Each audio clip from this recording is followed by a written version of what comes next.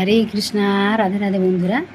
তো আজকে আমরা সকালবেলা কি প্রসাদ পাচ্ছি আপনাদেরকে দেখাই। এই যে ভুট্টা, তো আপনারা দেখেছিলেন আমরা কালকে নিয়ে এসেছিলাম, মথুরা গিয়েছিলাম, তো আসার পথে আমরা ভুট্টা নিয়ে এসেছিলাম কিছু।